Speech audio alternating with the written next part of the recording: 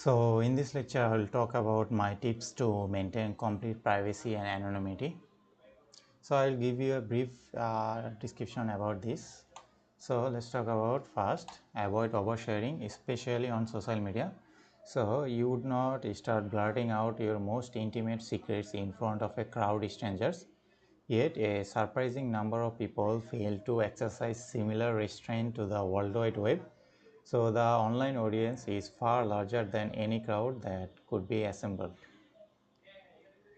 So in protecting online privacy, start by disregarding the About Me section about your social media account. So it's not necessary for all to know about your date of birth, physical address, phone number, email address, all of this. So you could go further and restrict who can view your post and all of those. And create a powerful password. So after all the effort that you put keeping your personal information off the internet or safe from unauthorized access would come to naught if your online account aren't protected by a strong password. Apply the basic principle of a password management. That means that ensuring the password is at least 12 character long and contain lower uppercase number and special character and number. That will help you to get a good privacy. Then turn on private and incognito browsing mode for anonymity. So browsing in private or incognito mode is the butt of jokes thanks to the assumption that it's most popular among people keen on browsing most of the porn site without leaving a trail.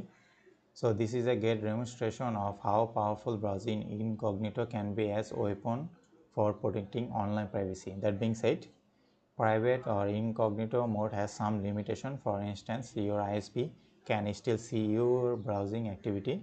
So the website that you can browse also can keep track of your online actions. Still, there is no harm in leveraging as it is one of the multiple tools for your disposal that increase your anonymity online and protect your privacy.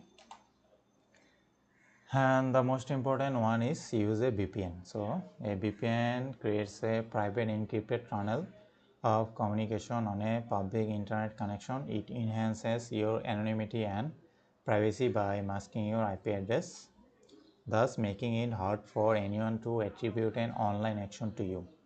So using a VPN is especially useful when you are browsing the web on a public Wi-Fi such as coffee shop, your school, college, university, or in an airport. Don't click on any link unless you are completely sure of its authenticity. Phishing is one of the oldest and most efficient technique for obtaining confidential information without express authentication. The attacker attempts to deceive an individual into sharing sensitive personal or business information. They do this by sending emails that seem to originate from legitimate sources such as bank, educational institute, government agency, or employee. So it's better to not click any suspicious link. And the last one is protect your mobile devices.